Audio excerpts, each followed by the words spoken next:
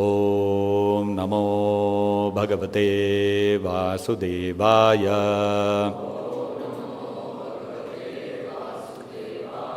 Reading from Srimad Bhagavatam, Canto 6, Chapter 14, King Chitraketu's Lamentation, verses 21 and 22. Verse 21 has no purport, so I'll read it by myself, and 22 we will chant together. Verse 21.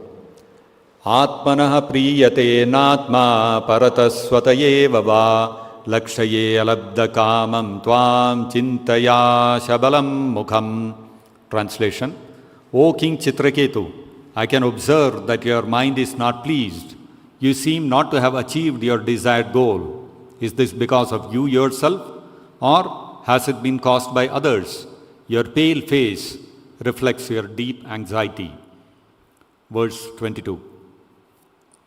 Evam vikalpito rajan vidusha munina pisa prashraya vanatobhyaha prajakamastato mune.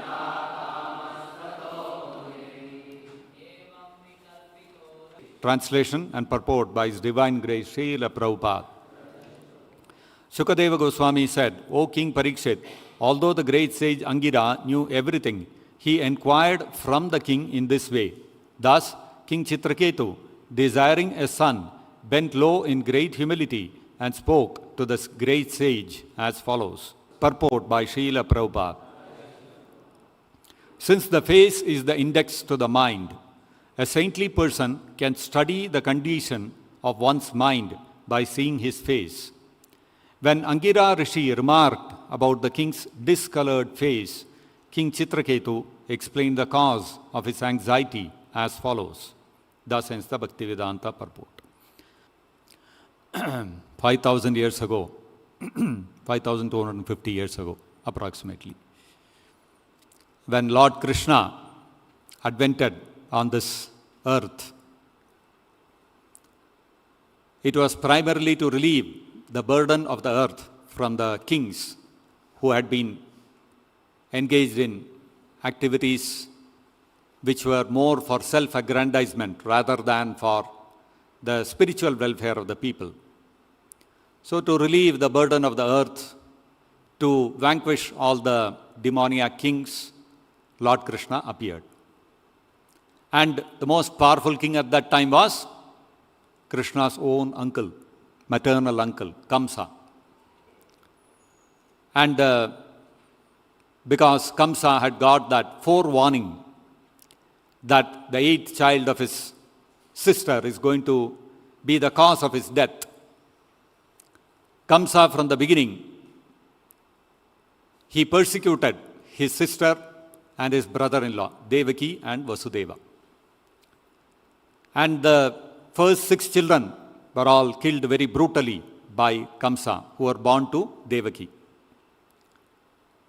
And the 7th child, when Devaki was carrying the 7th child, which was actually Balaram, the child within the womb of the mother, Devaki, was transferred to the womb of Rohini during mid-pregnancy. And so people all thought that the child, there was some miscarriage and the child died within the womb of the mother. So people were all whispering, there were rumors that Kamsa gave some poison to Devaki and killed the child within the embryo. Within the womb. Killed the embryo within the womb itself. But Balaram had took birth as a son of Rohini, and Rohini at that time was in Vrindavan, where she was under the protection of Nanda Maharaj. Then when the 8th child was born, Krishna appeared, and then based on his instructions, Vasudeva took him to Vrindavan, and nobody knew about this. All the doorkeepers, the people who were guarding the prison, they were all fast asleep. And so, without anybody's knowledge, Vasudeva took the newborn child, Krishna, and he went to Gokula, and there he replaced the daughter born to Yashoda with Krishna, and he brought the daughter back. And when Kamsa heard that the eighth child has been born, he came rushing to the prison. And he saw one girl child, and he tried to kill her, but she escaped from his hand and assumed the form of Durga. And she told Kamsa, "You are a very cruel person. You killed all the children very inhumanely. But understand that the child who is supposed to kill you, the cause of your death is somewhere else." And she disappeared. Kamsa thought that this girl child was the eighth child, but the prediction which came from the Devatas that the eighth child of Devaki is going to kill me has not happened. So even the Devatas have started lying. Like that Kamsa thought. But then that girl child who was Durga, she has told him that the child who is going to kill you is somewhere else. So, in order to protect himself, Kamsa starts sending different asuras in different directions, giving them the mandate that wherever you go and see small babies, you kill them. I don't know which is that child who is going to kill me. He's hidden somewhere. That is how Putana came, Aghasura came, Dhenukasura. Of course, Dhenukasura was already in this one. But Bakasura came, and Arishtasura came. These different kinds of Keshi, he also came. Different kinds of asuras, they were all being sent by Kamsa. And all of them, they would come to Vrindavan. And when they would come to Vrindavan, they would have to face Krishna, and they were all killed. But Kamsa was not understanding how these asuras, they are all strong, powerful friends of mine, they are all getting killed. So, when Krishna was about 10 years and 6 months old, Narada Muni came to Kamsa, because already Kamsa's atrocities were becoming too much. So Narada Muni wanted that quickly Kamsa's atrocities should be ended. Vasudeva and Devaki, who are imprisoned, and Ugrasena, all these Yadava personalities, they had all been imprisoned by Kamsa. So they should all be freed. Thinking like this, Narada Muni, wanting their welfare, he came and told Kamsa, "Kamsa, you know one thing? The child who is going to kill you was actually born to Devaki, and he is there in Vrindavan. It is Krishna." So Kamsa, "Oh, finally I found who is that child. I've been searching for him for 10 long years. I couldn't get him. Now I found him." So then Kamsa thought, I have to deal with this very carefully. One option is that I can take my army and go to Vrindavan. But then, assembling the army and taking the army along, it is going to be a slow process. Army consists of cavalry, the infantry, so many foot soldiers, all these different phalanxes. They move slowly. They don't move very fast. Elephants, horses, people, it takes time. So, if I go slowly with my army towards Vrindavan, news will reach ahead of me. And then Krishna will run away from there also, and he will hide in somewhere else. Then where will I search for him? Now I found him. So I should not lose this opportunity, so I have to diplomatically handle this. So it's not a good idea to take an army and go. So better is, if he comes to Mathura, then I can handle him easily. So Kamsa, thinking like this very diplomatically, he called Akrura. And he told him, he caught hold of his hand, made him sit, and nicely put a lot of butter, and told him, "Oh, Akrura, how are you?" This, that, and all that. Then he told him, "See, I want a small help from you." Akrura said, "What is that?" Kamsa told, "See, I have learned that the eighth son of Devaki and Vasudeva is Krishna, and he is hiding in Vrindavan. So I want to finish him off. But I cannot openly confront him. So what I want you to do is, I will organize a big mela, big fair in Mathura. You go and invite all the Brajavasis, headed by Nanda Maharaj. You invite them for the mela to come to Mathura. You somehow, tactfully, very friendly way, you make it appear as if it is a big festival, and you invite them. Let them come. Once they come, I'll take care, don't worry." So Akrura at heart was a great devotee. So Akrura did not align himself with Kamsa's nefarious plans to kill Krishna. But Akrura played along because Akrura thought, great opportunity for me to have darshan of the Supreme Lord. So why will I not go? So Kamsa said, yes, I'll become your messenger. So Kamsa went to Vrindavan. There he met Krishna. And after meeting Krishna, he told Krishna the whole thing. This is Kamsa's plan. He broke the whole thing and told everything to Krishna. Krishna and Balaram smiled very gently and they said, Acha, okay, no problem, we'll see. But don't tell Nanda Maharaj all this. So Akrura did not tell the other Brajavasis, only Krishna and Balaram he told. Krishna and Balaram told Nanda Maharaj, great Mela, let us go. Let's all the Yadavas, let us all go. Let us take all our produce, milk, curds, butter. Let's also go and enjoy the festival. So that is how Akrura brought Krishna and Balaram to Mathura. And after they came to Mathura, of course, many things happened. To cut a long story short, they reached Mathura in the evening, and the next day was the big festival. And of course, during that evening, the Shiva Dhanush was broken and all that happened. Next day, there was one big stadium, big arena, like modern day stadium, like that. It had been organized. And in the midst of that arena, a lot of things were going on. The center of attraction was a wrestling arena. You know, different Mela, when you have a Mela, different people come, they exhibit their different talents, different kinds of sports people and all that. So one of this thing was wrestling. Wrestling was also a good, it's an ancient sport. And especially Kshatriyas, kings, they all used to like wrestling. So there was this wrestling arena that was supposed to be the center of attraction of that whole Mela. That was in the center of the stadium.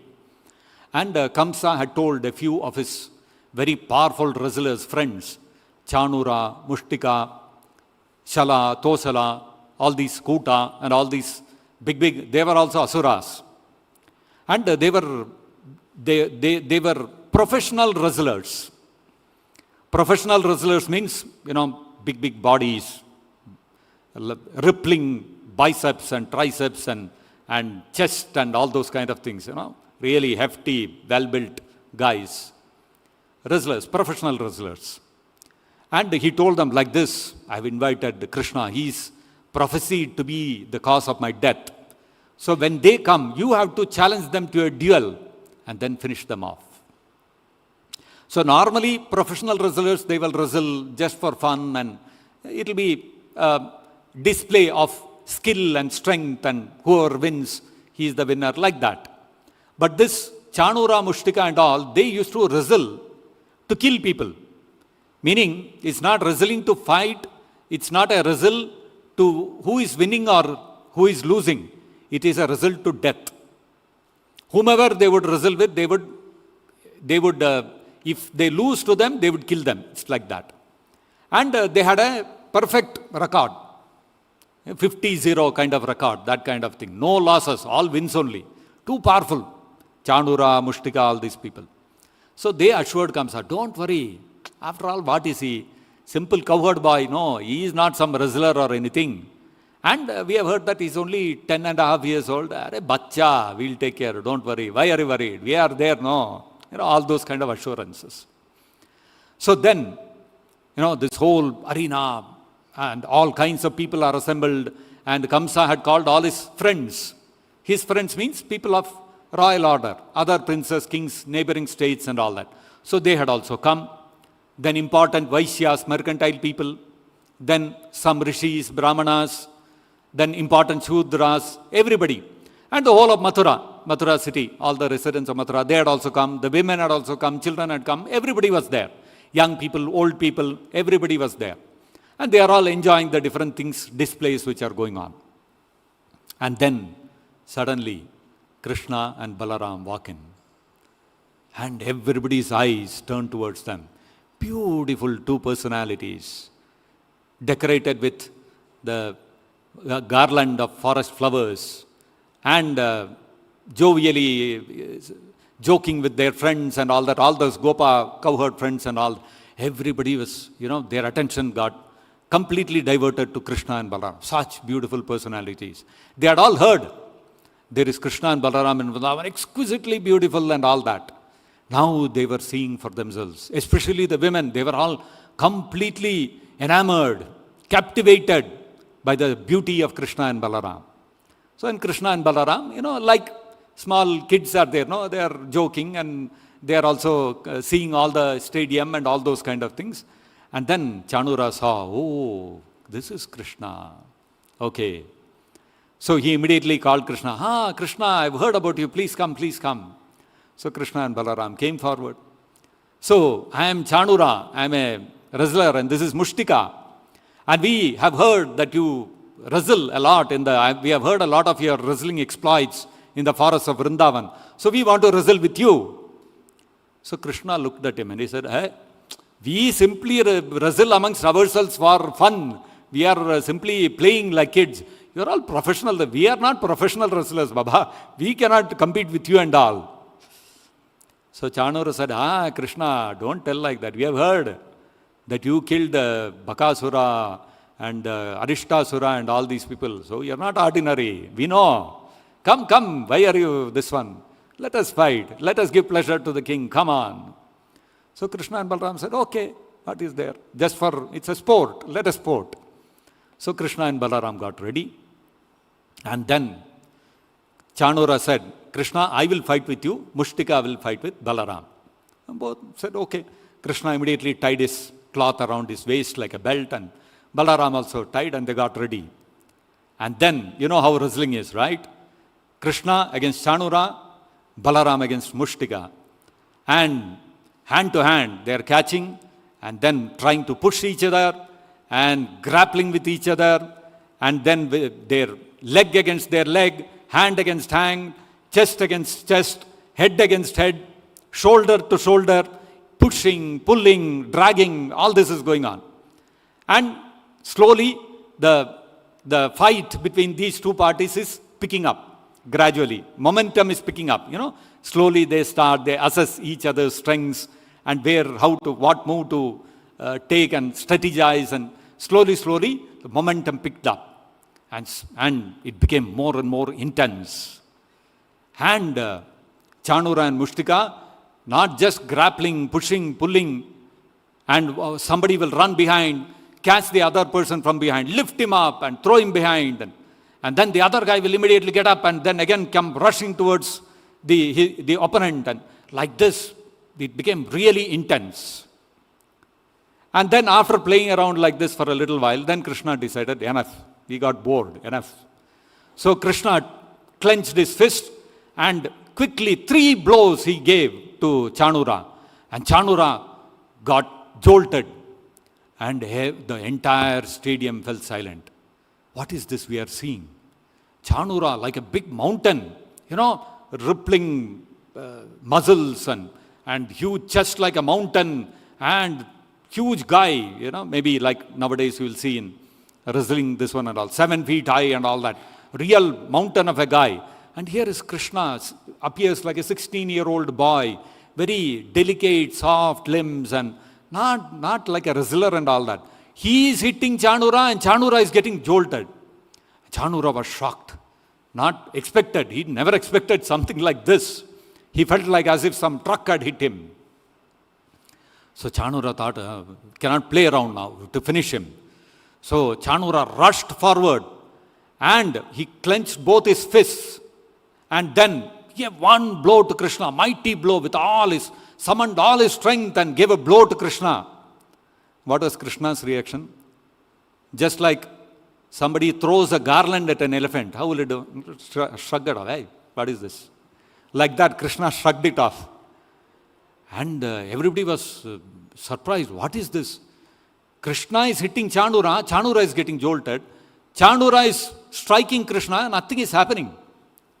And everybody is amazed. What is going on? It's a sudden reverse. Everybody was thinking that Chanura is going to finish off Krishna in no time. But reverse is happening. And suddenly, Krishna moved swiftly. And to everyone's amazement, Krishna picked up Chanura up in the air. It's like, one lean guy, 70, 75 kgs, he's lifting up a 250 kg big wrestler. It's like that. Everybody is saying, what is this we are seeing? And then Krishna, it's not that Krishna was struggling or something like that. To show Krishna wanted to show his power. So with Chanura in the air, he started spinning him around. And then slammed Chanura down to the ground. Chanura by then was already dead, finished. And there, the other side, Balaram and Mushtika. Mushtika was also saw that, oh, now Chanura is killed. Now somehow I have to finish Balaram. He came forward. And Balaram gave him one blow on his chest. And Mushtika started vomiting blood. And he fell down and he also died. So the whole stadium was seeing, what is this we are seeing? Complete upset. We were thinking Krishna and Balaram is no match, but Chanura and Mushtika, the entire thing is reversed. So, but then it didn't end there. Immediately, another two people, Kuta, he came forward. And Balaram immediately caught him with his left hand and finished him off. No time. Ho gaya, khatam. Then another guy came forward. Shala or Tosala or somebody like that. And Krishna, like an MMA fighter, gave one kick to his head. He also finished. Like this, one by one, all the wrestlers were finished. So Kamsa's plan got completely dismantled. So, from the fight perspective, this is what was going on. But now in the audience, what was going on? In the audience, when the people were all seeing, when Krishna and Balaram entered, they all started speaking amongst themselves. And Chanura called Krishna forward, come, let us fight. So everybody is seeing. They are saying, hey, what is this we are seeing? Chanura, Mushtika, they all fighting amongst themselves, understandable. But they are calling these boys and they are fighting. What is the? These boys they will be finished, no match. They are very simple cowherd boys and look at their body, so delicate, so soft, tender. And how can they stand against these bulky guys with all their muscles and their, really mountainous bodies? How can they withstand them? So the women of Mathura, they all started speaking amongst themselves. They said, hey, what is this? The king is allowing this fight to go on. King should intervene. No, he should tell Chanura and Mushtika, hey, don't do this. They are not your equals. This is not a fair fight. The king should intervene, but king is sitting silently and watching. And there are so many other kings and princes, they are also sitting and watching. This is great injustice, adharma. Adharma has taken over this assembly. Not only the king and all those people, all those other royal order, nobody else is saying anything. Entire assembly, adharma has taken over. And if somebody sits and watches this silently, they will also become part of adharma, they will undergo great sin. Better not stay here, let us leave the arena and go. They started speaking amongst themselves. Tender boys, 16-year-old boys, how can they fight against? They are no match. It's not possible. So they started saying like this. They were starting discussing, this is an unfair fight, unjust. We cannot sit here and watch this injustice going on. Krishna and Balaram will be crushed in no time. And then they spoke a few verses, which is there in the 10th canto of the Srimad Bhagavatam. They started saying, Punya bata vraja bhuvo yadayam nrilinga guda purana purusho vanachitra malyaha gapalayan sabalaha kwanayansta venum vikridayanchati giritra ramarchitangrihi. That Krishna, he is Giritra Ramarchita Angrihi. His lotus feet is worshipped by Giritra, Lord Shiva, and Rama, which is Lakshmi Devi. So with those lotus feet, which are worshipped by Lakshmi Devi and Lord Shiva, Krishna roams around in Vrajabhuvaha. He roams around in the land of Vraja. So Punya Bata Vrajabhuva, how fortunate is Vrajadhama, which is blessed with the lotus footprints of Krishna, which is worshipped by Lakshmi Devi herself and Lord Shiva.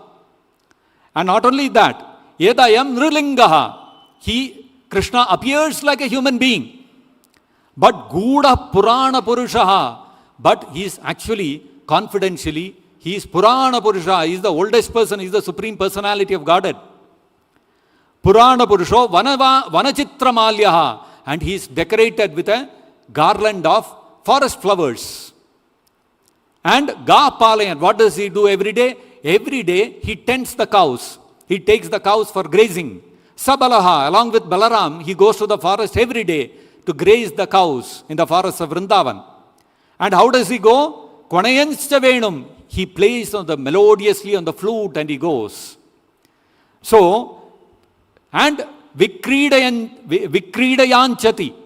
Vikridaya. By playing with his friends, Gopa friends, Anchati, he roams around in the forest of Vrindavan. So how blessed is the land of Vrindavan.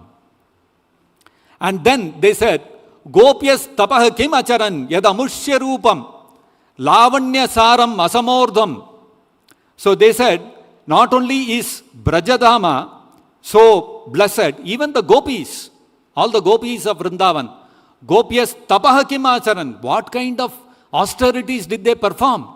Because Yad amushya rupam lavanya saram asamordhvam ananya siddham drikbhi pibanti. Every day they get an opportunity, the gopis of Vrindavan, drikbhi with their eyes, to drink, pibanti, every day to drink. What do they drink with their eyes?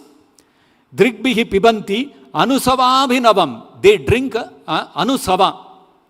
Anusava in Ayurveda, as anusava is a medicine which contains self-generated alcohol. So that anusava is given to people to rejuvenate their bodies, to give them energy. So it acts like a tonic. It acts like nectar. So drikbihi pibanti, the gopis every day they are drinking the anusava. They are drinking the tonic. They are drinking that nectar with their eyes. What nectar is it? Abhinavam, constantly youthful. Durapam, very difficult to be seen. Lavanya saram, which is the essence of all loveliness. Asamordhvam, and that essence of loveliness, that beautiful form, they are drinking every day. There is no equal to that form, nothing superior to that form. And ananya siddham, it is the most perfect form. That form of Krishna, they are able to see every day when Krishna is going to graze the cows in the forests of Vrindavan. So, for the gopis to be able to see that form which is durapam, which is most difficult to be seen, and which is ever youthful, and which is like a tonic, which is like a nectar, they are able to drink every day. So, what austerities did they perform to be able to get this great fortune? And that beautiful form of Krishna, Ekanta Dhama Yashasa Sriya Aishwaryasya, that exquisitely beautiful form of Krishna is the sole exclusive resort of all fame, all beauty and all opulence. So this beautiful form of Krishna we are seeing today. Last 10 years, every day the gopis have been seeing what austerities have they done to be able to see this form of Krishna. Like this the gopis started speaking. So, sudden change in the mood of the gopis, the mood of the ladies of Mathura. Because until then they were saying unjust, it is adharma, nobody is opposing, it is an uneven match, we should leave this arena and go. Suddenly they started describing the glories of Vrindavan and the beauty of Krishna and the gopis and all this. What happened suddenly? It's a little incongruous, no? Like suppose you got a friend, let us say your closest friend, your dearest friend. And suddenly he comes and tells you one day, the government has called me. They have called me for a fight to the death, a duel to the death with a professional wrestler. And your friend is no wrestler and all that. He is a simple friend like yours. He never underwent any professional training in fighting and all that. So you will be extremely concerned. What is going to happen to you? Why it is like this? No, government has forced. I cannot avoid it. I have to go. And then you will tell, okay, I will also come. I want to come to that, wherever that ring is there where you are going to fight. I will come and try to support you. To give you a little moral support, I will come. So you also go. And then the fighting starts and both of them are pushing each other and pulling each other. And then you say, oh, what is this, yaar? My friend, poor fellow, he is not a professional wrestler, and they have put with a professional wrestler to fight him and kill him. What is this? This is very unjust. My friend is a very cute person. All the girls in our college, they go running after him. If you suddenly start telling like this, people will look at you. What is wrong with you, yaar? Until now, you are so much concerned for him. Suddenly, you are describing his beauty. Correct? No, it's incongruous, right? So actually, what happened was, all the ladies of Mathura, when they were out of great anxiety and fear, they were condemning Kamsa and the kings and all the people for not stopping the fight. They were all discussing amongst themselves, what is this unjust fight, uneven fight, what is this going on, this is great adharma, all these things they were discussing. Suddenly, one of the ladies, she said, hey, but one moment, wait, look at the face of Krishna. That face of Krishna, just look at it. There are beads of perspiration on his forehead because of the strenuous pushing and pulling and wrestling. But his face is decorated with such a beautiful smile. That face of Krishna appears like a lotus flower. And those beads of perspiration which are there on his forehead appear like drops of water which are glistening on that lotus. Just like if you go to a lake where there are many lotus flowers and you go early morning, so the mist has just lifted, the sun is slowly coming out and you look at the lotus. Lotus is already beautiful. And you see that lotus, because of the mist, a few drops of water glistening on the lotus petals. It enhances the beauty of the lotus, right? So like that, Krishna is already so exquisitely beautiful that beads of perspiration decorating his forehead is enhancing his beauty so much more. And Krishna is smiling so beautifully. And look at, and another lady, when she heard this, she said, and look at Balaram. Balaram's complexion is white like milk. That is how it is described. Very fair. Extremely fair. And she said, look at Balaram's face. Look at his eyes. His eyes have become copper red in anger. You know, Balaram has become very angry. Why is Balaram angry? He's seeing Chanura is pushing and he is grappling with Krishna. Balaram became angry. How can this fellow touch my Krishna? He became livid. And naturally his eyes became red like copper. So you can imagine, Balaram is milky white, his complexion, eyes are completely red. Beautiful, this one, no contrast. So look at Balaram's face, and his eyes have become copper red in anger, and he is laughing derisively at Mushtika. So Balaram, he is grappling with Mushtika, and he is laughing at him derisively. So both Krishna and Balaram smiling, laughing, in their face, there is no anxiety, there is no pain, there is no fear. Both of them are enjoying. So just like your friend has gone into the ring, he is fighting, and you are saying, wow, what is going to happen? He is going to get killed and all. Suddenly you see, your friend is not afraid or anything. His face, there is no pain. He is laughing and pushing the other fellow away. Then you will also relax. My friend, I know. He is such a beautiful fellow, cute fellow. So your mood changes, no?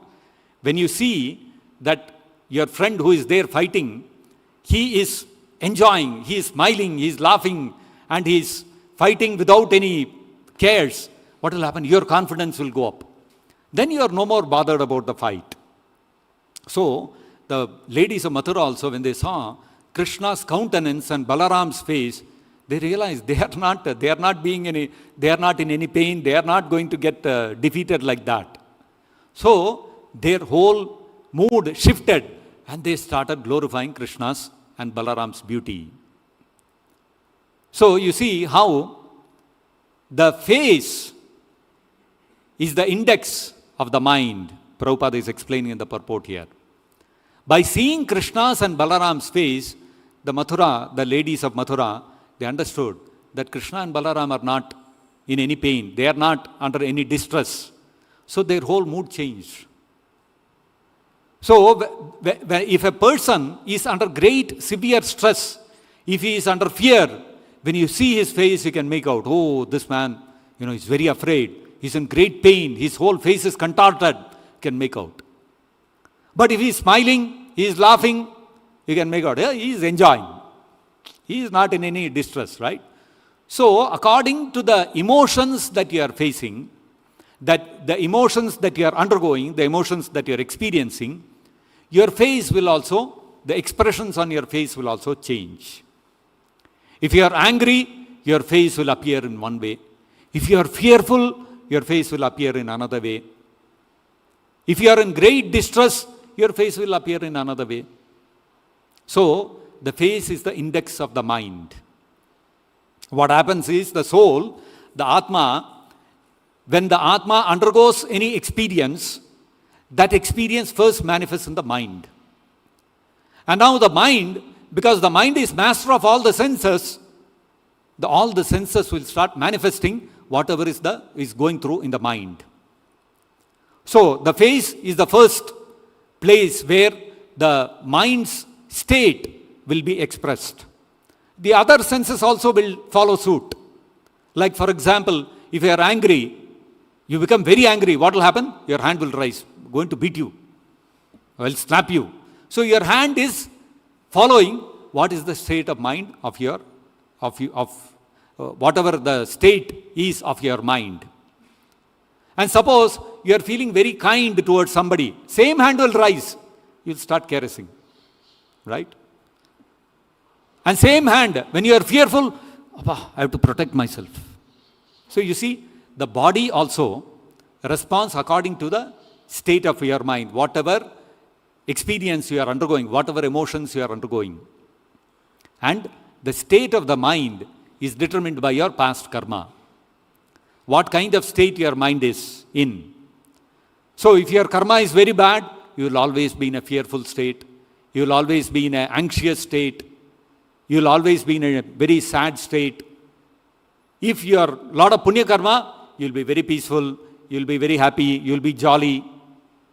So, whatever our karma is, that influences our mind, and when our mind is influenced with certain emotions because of our karma, what will happen? It will manifest in our face and in our body, all our senses. So, you will see, when we become devotees, what will happen? All the karma flies away.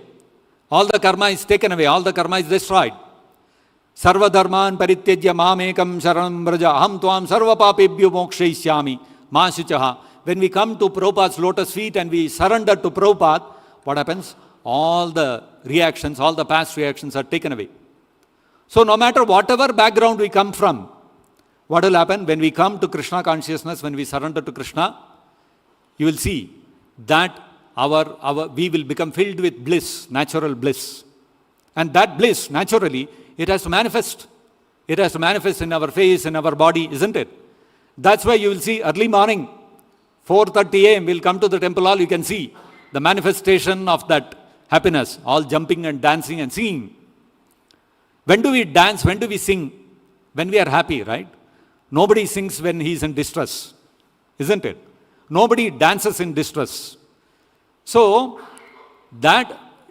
because all our karma has been taken away by Prabhupada, and because we are experiencing great bliss, that's naturally manifesting in our face, in our body, and that is why whenever kirtan happens, with gay abandon, we start jumping and dancing in great joy. So you see, face is the index of the mind, not only the face, the body also. So, in the case of Chitraketu, what happened was, there was a great anxiety which was troubling his mind. He had 1 million wives, but no children. So it was weighing heavily on his mind. And so naturally it manifested in his face. His face had become pale, discolored. Although he had such a vast kingdom, he had so many queens, all the royal opulences, but still he was extremely depressed. And Angira Rishi, when he saw him, he questioned him, "What is wrong? Why are you so depressed?"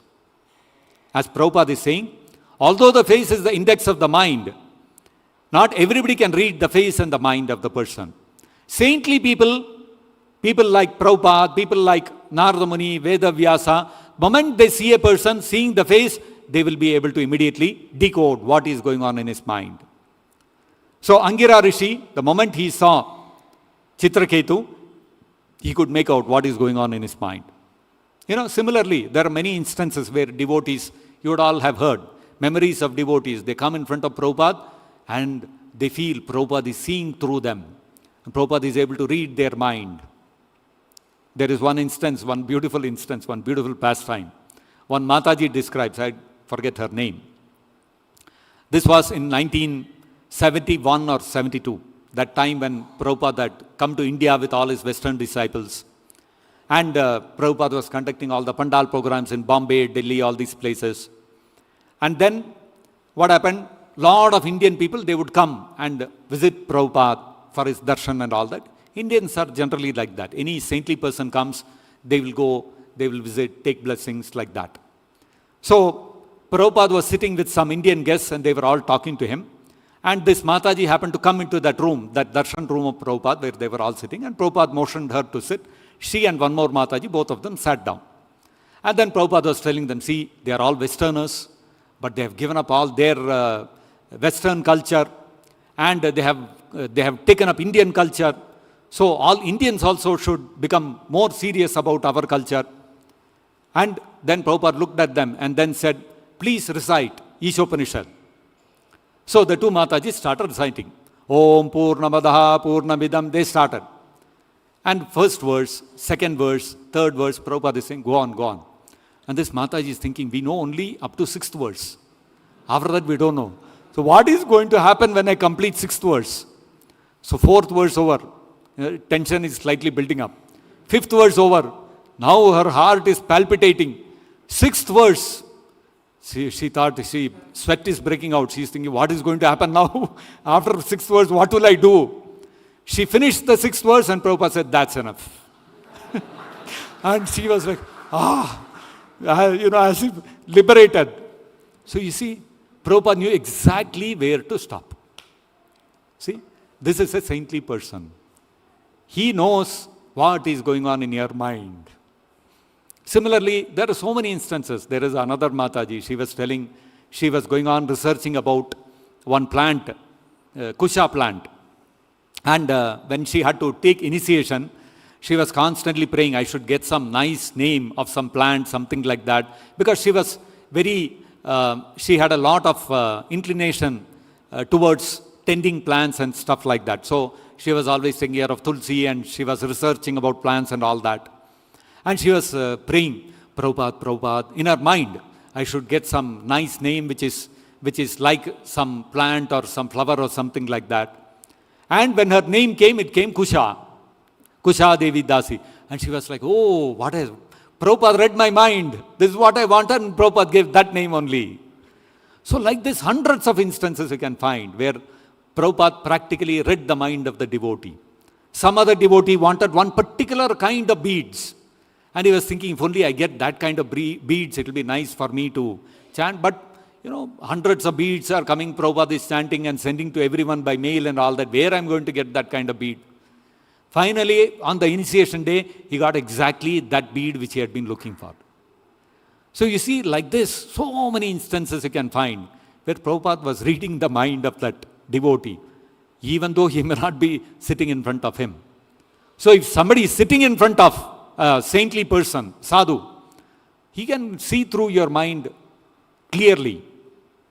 So actually, that is the function of a Diksha Guru. Diksha Guru has to know the mind of the disciple. He may not be sitting right in front of you, but he knows what is going on in your heart, what is going on in your mind, and he knows what kind of transcendental knowledge has to be revealed so that whatever difficulty or obstacle you are facing in your heart, in your mind, in your path of progress in devotional life, that can be removed. Diksha Guru knows. That only such a person who is capable of doing this can become a Diksha Guru. Simply left, right and center, you cannot become a Diksha Guru. So just like Bilumangal Thakur, previous life, his Guru, he had a Guru. He had come to the stage of Bhava Bhakti, but fell down, deviated. He fell away from the path. So, his Diksha Guru was not in front of him. In his next life, he had forgotten who he was in his past life, who was his Diksha Guru, all forgotten completely. Forgotten Krishna also. He was in the stage of Bhava Bhakti, forgotten Krishna also. But his Diksha Guru knew what he is going through, what has to be revealed in his heart. He knew. And so, his Diksha Guru spoke through the prostitute, Chintamani. Oh, you are so much attached to this body of flesh and bones. If only you had been so much attached to Krishna, your life would have been so glorious. Just like that, Bilamangal Thakur's life changed. So, you see, Bilamangal Thakur's Guru was not living Guru sitting in front of him. And Bilamangal Thakur is not coming and speaking to him, I got this problem, that problem, nothing. But what is going on in his heart, his Guru knows. And how to remove that obstacle, bring him back on the path, his Guru knows. That is Diksha Guru. And Prabhupada is such a Diksha Guru. Only such a person can become a Diksha Guru. This is a qualification of a sadhu. As Prabhupada is mentioning here, that since the face is the index to the mind, a saintly person can study the condition of one's mind by seeing his face. This is a saintly person. And if it is a Diksha Guru, even without seeing, he knows what is going on in the heart of the disciple. You see? And another interesting thing here is that as soon as Angira Rishi came, it's not that immediately Chitraketu, oh, Angira has come, let me pour out all my problems to him. No. Chitraketu waited. First, he took good care of him, hospitality, honored him, respected him, all that. And he sat silently until Angira Rishi asked him, what is your problem? He did not speak. And you can see this happening repeatedly in the Bhagavatam. When Narada Muni came to Vyasa Rishi's ashram, that time Vyasa Rishi was in great dissatisfaction. So, when Narada Muni came, Vyasadeva did not immediately stand up and start telling, oh Gurudev, you have come, I got a problem. No. As soon as Narada Muni came, he made him sit, respected him, all those kind of things. And then Narada Muni started asking, what is this? What is going on in your mind? You have written all the Vedas, are you fully satisfied? Narada Muni knows what is going on in his disciple's mind. So you can see this repeatedly happening in the Bhagavatam. Every time somebody is in distress, the Guru comes, the disciple doesn't immediately start pouring out his things. He waits. When the Guru asks, then he starts speaking, expressing his mind. So this is an etiquette. It's a Vaishnava etiquette. Whenever we approach a senior Vaishnava, we don't immediately go and start complaining. Prabhu, I got this big problem, okay? I want to tell you, you have got to solve this. That's not the approach. You go, you approach your seniors. When they ask you about your problems, then you start speaking. And you also, when you are approaching your subordinates, you also should have the etiquette to ask them, how are you? How is your mind? How are you doing? Is your spiritual life going on nicely? So you should also ask your subordinates. And if your subordinates have an issue, they will open up their mind and heart. And when you go to your superiors, you should not go and open up your big mouth. We should wait. If they ask, then we express our mind. So this is Vaishnava etiquette. Vaishnava etiquette, relationships between Vaishnavas is very refined and it is conducted in a very gentlemanly manner. So, these practical examples from the Bhagavatam set the standard for Vaishnava behavior, which we should all learn from and which we should all try to practice and which will make our whole Vaishnava Sangha, it will become very pleasurable and it will become desirable. We will relish it in our heart. We will be constantly desiring, oh, I want to be in the association of devotees. It's so wonderful to be amongst such Vaishnavas. So this is called Vaishnava Sangha, and Prabhupada has given all of us an opportunity to come to that standard of such wonderful Vaishnavas which is being described in the Bhagavatam. So that opportunity is there before all of us, and Prabhupada is so mercifully given us that opportunity that we can come, we can live together, and in the association of Vaishnavas, we can develop all these wonderful qualities and etiquettes. Why? Because when we go to the spiritual world, we should know how to behave with the Vaishnavas there. There, if we go and start behaving like we do here, then Krishna will still go back. Wrong entry, right? So here itself we have to get trained so that when you get there, you will smoothly integrate into the whole Brajavasi community there. So these are all the facilities which are given by the spiritual master according to time, place and circumstance. And otherwise in the olden ages, in the Vedic times, all these things, all this culture was already inbuilt into the Sanatan Dharma culture. So like for instance Chitraketu, he is a simple king, but he knows the etiquette. So you don't have to have an ISKCON, and during the Satya Yuga you have to have an ISKCON and ask people to come and get trained, not required. The whole society is like that, right? So people could go sit all alone like Bharat Maharaj in the forest, and they could practice Krishna consciousness and go back to garden. But in Kali Yuga, there is no culture. We come from animalistic culture, right? Might is right. That kind of culture we all come from, isn't it? So we have to get trained to become proper human beings, and then we come to the Vaishnava standard. Then when we go back to the spiritual world, we will be able to integrate smoothly into the Brajavasi world. Otherwise, we will also feel very uncomfortable. Brajavasis will also feel uncomfortable. Where have these Kamsa's followers come from here? And we will be telling, hey, I am not Kamsa's follower. Why? Because we don't know how to behave, right? So we should not be like that. So these practical examples, we should learn from these, and we should try to adopt these standards. And that's the training that is being given to us by Prabhupada, by creating a society, an organization where we can all stay together and we can learn and we can practice these things, which will make us perfect Vaishnavas. So I'll stop here. If there is anybody who wants to discuss any point or any question to discuss, most welcome.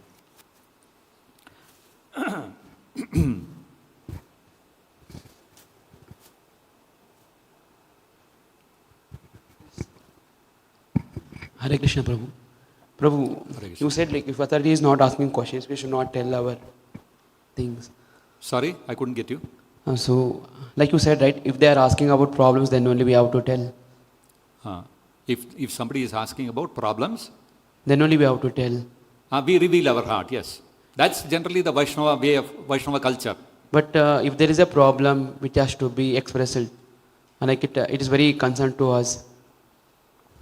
See, when it comes to problems which are disturbing your service, you have got your authorities. It is your duty to go and inform. This kind of obstacle is there, this kind of problem is coming in my service. When we are speaking of personal problems, as I mentioned, it is the duty of the senior to ask the juniors, subordinates, how are you, how are things and all that. And the subordinate also follows that etiquette of expressing his mind when he is asked. So, like I said, these are all finer sentiments, finer practices, which if we are able to practice, it